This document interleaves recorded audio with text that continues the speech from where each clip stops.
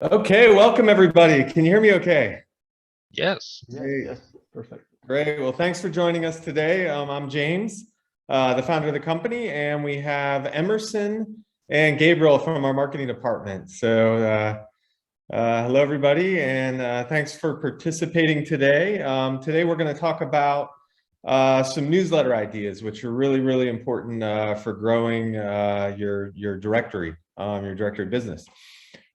Just a little logistics before we get started. If anybody has a question, just pop it right into the online chat and we will stop periodically to answer questions. And also at the end, we'll go through them all, definitely. Okay, well, great.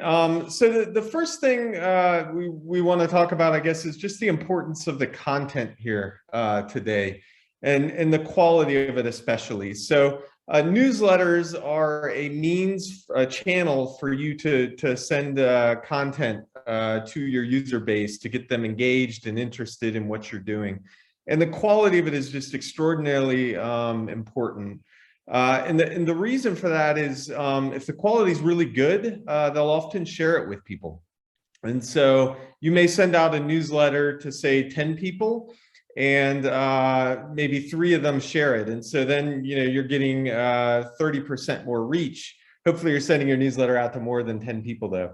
There's actually a great internet business case study, which is the Dollar Shave Club. I don't know if you guys have heard of it before. It's an online subscription business in the US.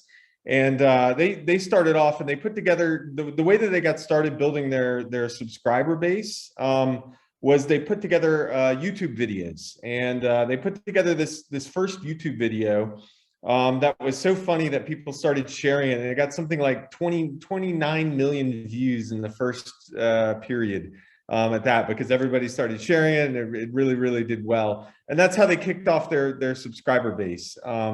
Was doing that. And then the company they basically sell razors on subscription. And Unilever ended up buying that company for $1 billion in cash. Just a tremendous story that got started. So the content really needs to be great quality content. That's the important thing, that, no matter what you're doing. And then the second thing I just wanted to open with here is of the email as a channel. And so there's a whole bunch of channels where you'll reach your user. Obviously, your website is the main channel. They'll come and look at the directory and engage there. But email is a really great way to reach out to them. Some of these other channels, social media, they're great too. You should definitely absolutely have a presence on them. The question there, though, is the owners of these platforms. They're really smart people, and they try to extract every dollar they can out of everybody's business. And so if you have 1 million Facebook followers and you want to reach those million with some of your content, you're going to have to pay Mark Zuckerberg to boost that post to do that. The same thing with Google and all these other media channels. Whereas email's open. And so if you're able to build a subscriber list and push quality content through it, you'll find it really can drive traffic to your site. So with that as an opening, what I'll do now, I guess, is turn it over to Gabriel and Emerson to talk a little bit more about newsletters. Do you guys have any comments on any of that to start off? No, that's it. That's great. All right, everyone. So hello, everybody. Before we jump into a more hands-on demonstration here, I'd like to talk about user engagement first. So we can divide a strategy for a newsletter campaign into 3 major steps: creating an audience, having clear goals, and using a good marketing automation tool. Let's talk about the first step and the importance of engaging our audience to subscribe to our content. So the fundamental principle behind an email marketing will never change, which is sending the right message to the right person at the right time. And the difficulty is know what is the right message, for whom and when. And for that, you need to do some testing to fine-tune your message, offer, and timing. So that's not an easy task to do. And one thing that serves as a guidance to a newsletter campaign is to place your customer first, put them on first place. Make sure your customer experience is considered in your strategy. And the basic principle of customer experience marketing is very simple. If you put your customer and their needs first, then they will reward you with being loyal. Try to work with these three key pillars of customer experience marketing in mind. So ask yourself when you're trying to send a message, let's say a newsletter, is your message helpful for the customer? Is your message customer centric? And is your message personal? So with those three things in mind, your newsletter campaign is much more prompt to have success. So try to incorporate the target audience's main pain as a subject line. So, I mean, research your niche. Use mental triggers to make people more curious about your message. Leverage the use of writing with good images to make the body of your emails more interesting. Use segmentation. This is the most important part, to target the right people, like have different lists for people who just signed into your directory, users redeeming deals, claiming listings, and writing reviews, and so on. This is very important. And also always bring relevant content like good offers and rich materials, like webinars, blog posts, tutorials, everything that you think it's interesting for your customer, okay? And one last thing that is really good about email marketing campaigns is that you own the connections. So, like James was mentioning about Facebook, you don't have to worry about changing algorithms and whatever the platform is doing. You own the contact. So just make good use of that contact base, all right? So let's do a hands-on test now. I will turn it over to Emerson, please. Should we stop for a second? We got a question that came in sure. From Angela. Where do you find quality content? Should I go ahead and take a shot at answering that, Emerson, or do you want to? Sure. Go ahead, James. Okay, great. So there are two answers to this. The first answer, where do you find quality content? The first answer is, well, you don't find it, you write it. You probably have some subject matter expertise, or and it takes some work to do this, but this is the value really that you're providing. And so take the time to do that, to put that together. You can also hire freelancers. You can hire journalists. You can ask your sponsors to write articles as well, which works really, really well for that. So there's lots of ways to get the content written, but at the end of the day, take control of it. Make sure it's good quality. You can lower your costs by trying to get sponsors to do it. The second answer to that is actually you can find quality content out there, and actually a lot of directories are based on curation rather than writing original content. So you don't actually need to write the content on an industry. You just need to find it when it's out there and remove all the bad stuff and put it all together in an easy to read format, basically curate it. And so depending on what your niche is, depending on what subject your directory is about, you can do research on the internet. You can go to Google, search, find competitor websites, find what events are going on. If it's a local directory, find local restaurants, other reviews, etc. Put all that stuff together and package it up, and then you have a nice curated piece. So those are the two answers. You can write it yourself or curate it. And Mark just commented that it's a big part of what he does. Yeah, the content curation, that's really the value that you're adding today, because Google, everybody has a business name and address today. That part is easy, but having all the other stuff about it and what's going on around it and what's going on in the industry, that's where the value is. Okay, great. Hope that answered it, and turn it over to Emerson. Okay, so I'm going to share my screen and show you how to build your lists using eDirectory. So just a moment, please. I hope everybody can see my screen now. Okay, I assume so. So there are some ways to grow your lists using eDirectory. So the first one is to enable the option for people to register as a visitor and then be able to write reviews and comments and redeem deals. This is the first feature to use to grow your email lists using eDirectory. So let me just show you quickly how it is. It's the signing. So you have people's information. That's for the registration. So that's the basic information, first name, last name, and email. So boom, then you got your list for visitors. And the same applies for advertisers and publishers of listings, classifieds, events, etc. Every time a profile is created, your list grows. But be sure to include the details about your email marketing strategy in your terms of use and privacy policy. That's very important these days, to have clear statements of how you use people's data. Just on the back end, it's here on configurations, settings, general settings, and then you see comments and review options. Visitors need to log in before posting review for listings. So that's the first step to start collecting data. Enabling this option and placing a paragraph about your email marketing strategy in your privacy policy. We have a page already built for the privacy policy in terms of use. It's just a matter of go to the page editor and write your own contents. So that's it. And you can use the newsletter widgets. We have newsletter widgets ready to be used. Simply add these widgets on your pages. It looks like this one. I created a few samples here. This is the newsletter widget. You can configure an image background. It's a simple integration with Unsplash with that brings royalty-free images, high quality, good images you can use. So it's pretty simple to use, and it's an out-of-the-box integration with Campaign Monitor.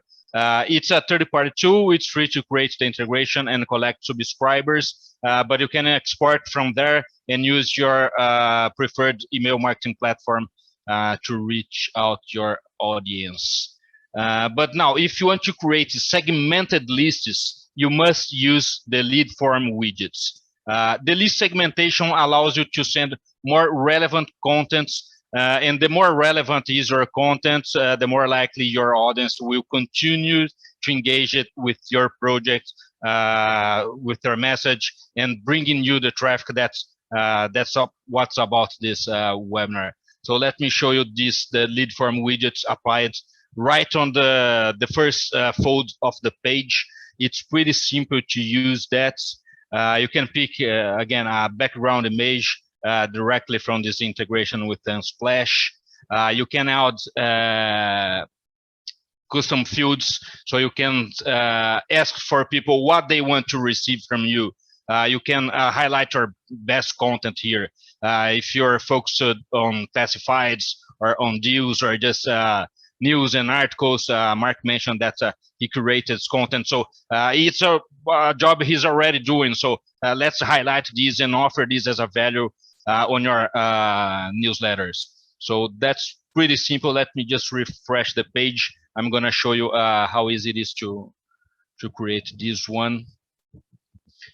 That's the back end of the page editor, the page builder. So we have here the widgets, the lead form. Show you the simple things.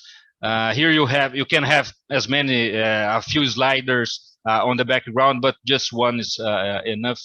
You can add more sentences here. I'm not using that. I'm just using the join the club for the call to action button.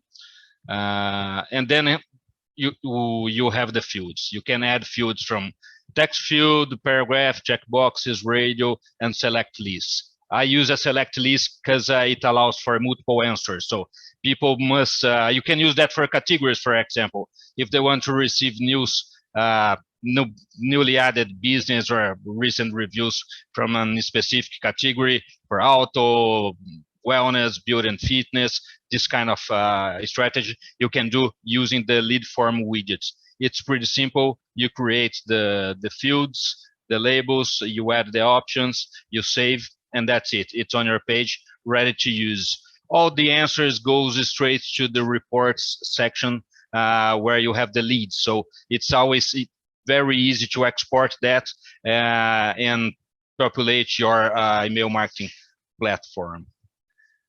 Moving further here, I have one more thing to show. Because if you are using an external service like a MailChimp or Sendinblue, etc., they probably will provide HTML sample code that you can use to embed on the website. I did this with MailChimp codes and using some HTML tricks. I was able to hide the branding of MailChimp on my form. So it's pretty simple as well to have an external form to collect subscribers using custom fields to create segmented lists. That's very important for your strategy. Send segmented contents for your audience because it's proven to increase open rates and engagement, which is very important these days. That's pretty much it I have for this part. Now Gabriel will show a little bit more about some ideas and templates to reach out to your audience. Gabriel. All right, so let me just share my screen real quickly here. So, okay, so this is just an example we made for this presentation for the webinar of how you could approach your sponsors by reaching them using a newsletter. So we created this template here. We can send, we're gonna make it available for everyone. So for example, this one is about top deals of the week. So we have a featured listing right here, which is this example. If you click here, you go. Is that working for you, Emerson? Are you able to see the screen? It looks black. No. Yeah, No? I'm just seeing the mouse cursor. Oh, just a second. Let me see if I can fix this. Yeah, there's some problem here. Let me check it.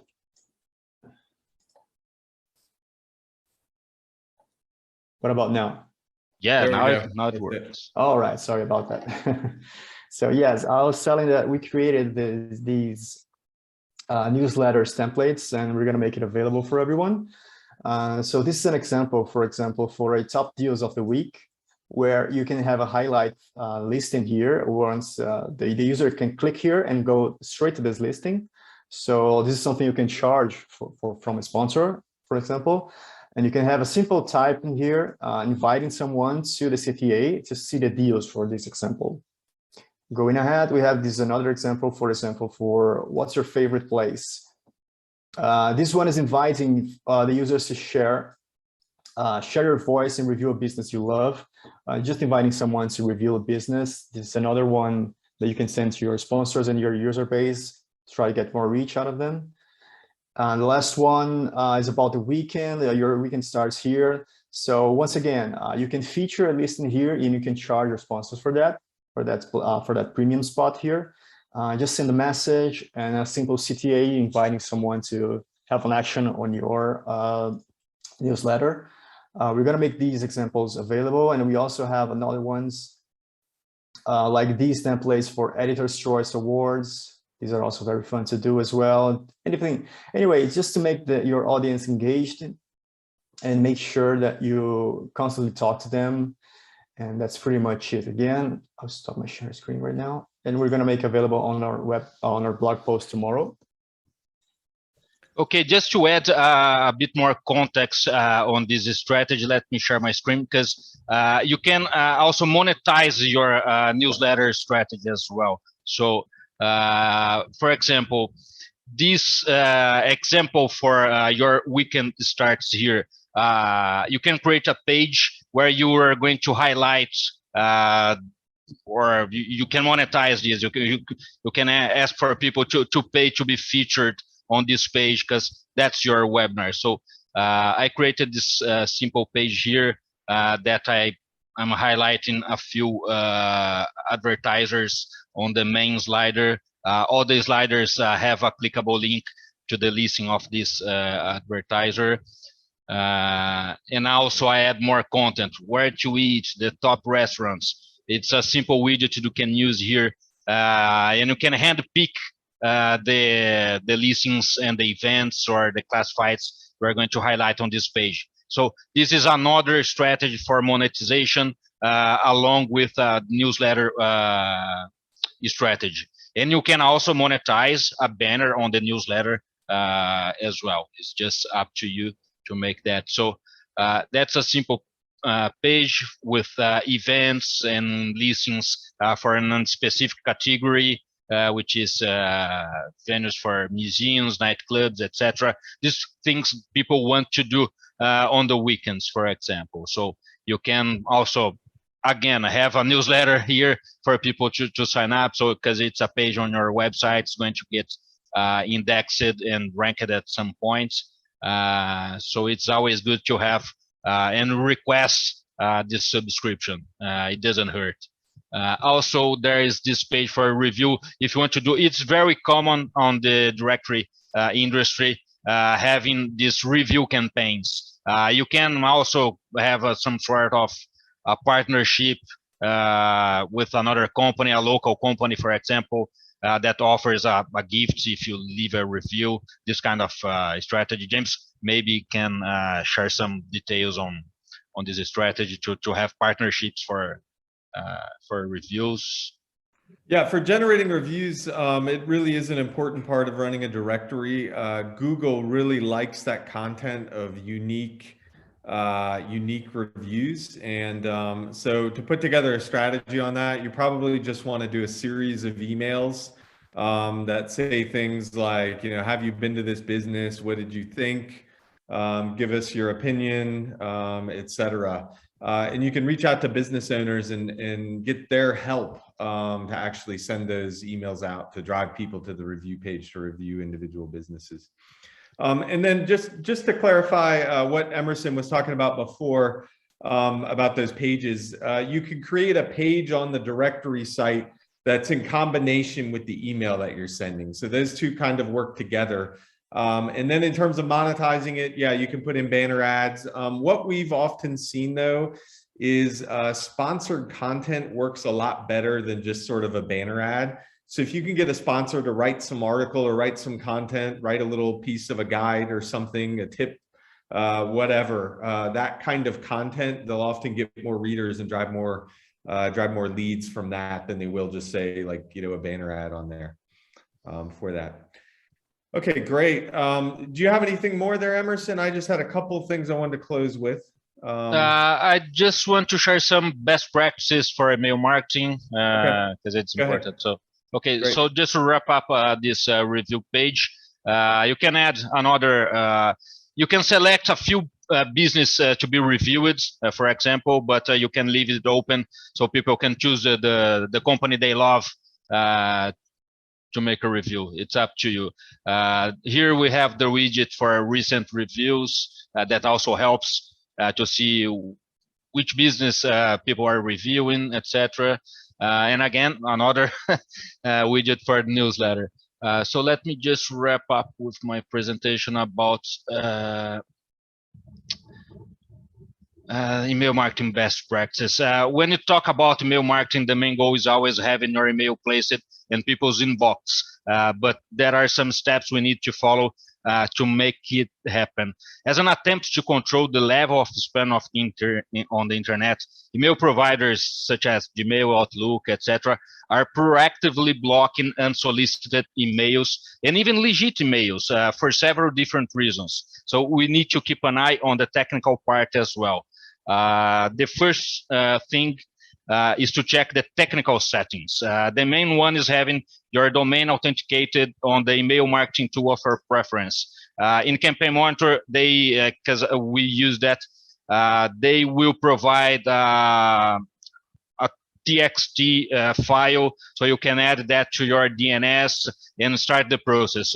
This is one for the SPF. SPF stands for Sender Policy Framework, that uses this DNS entry to specify a list of servers that are allowed to send email for a specific domain. Then we have this DKIM, which is Domain Keys Identified Mail. It differs from SPF, but it also validates that the email content has not changed since being sent by the server. It also helps Gmail, Outlook to understand that that email is legit and deserves to be on the inbox. It's just a minor technical settings, and our support team is able to help you with this if you're sending emails using Campaign Monitor or any other marketing platform. You can also reach out to me directly if you have questions about that. And the second thing to pay attention is the verbiage. So it's good to adjust the tone to avoid hard selling speech when reaching out to current and potential advertisers. There are some words that trigger the spam filter, especially when they are too pushy on sales. And we'll share links about the technical parts, the key in SPF, and about these spam words as well. So stay tuned for our blog posts this coming days, because we'll have some good, useful links in there. Another good practice is to avoid link abuse. So try to reduce the amount of external links you are using and try to make them all for the same domain. So if you are hosting your email signature, if there's an email, if there's an image on your email signature that's hosted on another server, try to avoid that or under another domain. Try to use just one domain for the sender and for the content inside your email. Clean your lists. Keep your lists clean by periodically removing bounced addresses, unsubscribes, and even unengaged contacts. Gmail and Outlook, they like to see that people open your email and you have a good reputation with good engagement rates. And one of the most important things that Gabriel also mentioned something about it is to increase the open rates and engagement running A/B tests to analyze what type of strategy works better. The A/B test in this case is when you send 2 emails, A and B, to different segments using different subject lines or even different contents. And the most common tests for subject lines relates to emotional versus rational messages, pricing versus value, and so on. So there are a lot of tests you can do with email marketing. And one last thing that I mentioned before, but it's important to say again, be sure to include the details about your email marketing strategy in your terms of use and privacy policy. And if you're in Europe or if you are targeting European citizens, adjust your GDPR settings. GDPR stands for General Data Protection or Regulation. That's for European citizens. And as a final note here, let me just stop sharing my screen. I'd like to mention a special tip, which is where to start drafting your contents or curating your contents. You can check your site stats for the categories you already have traffic. You can check your internal search reports, Google Analytics reports for your main categories. You can also check Google Search Console and Google Trends to see what is people looking for, which topics they are trying to know a bit more, so you can write content that people are looking for and reading. So these are just a few tips to start writing your content and getting your email marketing strategy together. That's it from my end, James.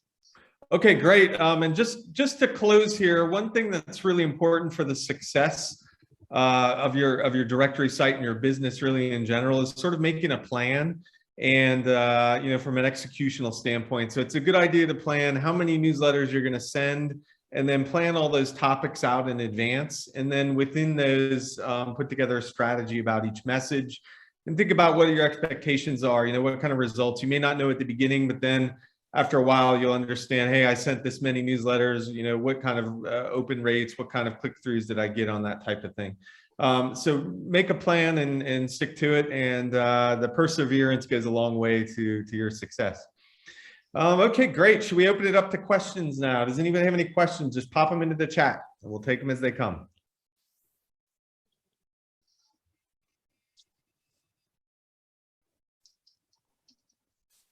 All right. Doesn't look like we have too many questions today. We did a new release came out earlier this month, which we're that we're really excited about. It looks like it had a pretty good response. So if you haven't seen that, take a look at our demo, reach out to your account executive for that. And what else do we have?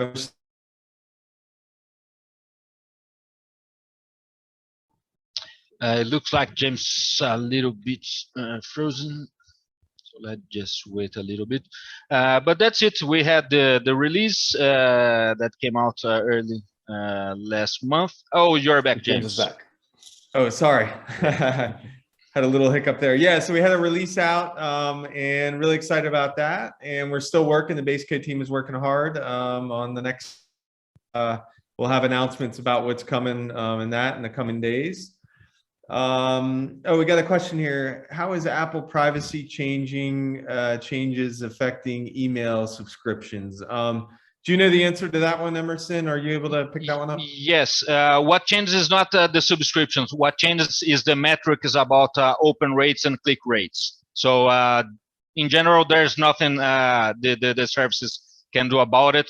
Campaign Monitor, MailChimp, etc. They all sent emails to their customers explaining that they do everything they can to track the open rates, but if the person is using Apple, it's going to get a bit harder. So we will lose the fine-tuning tracking of open rates for Apple users. That's the reality.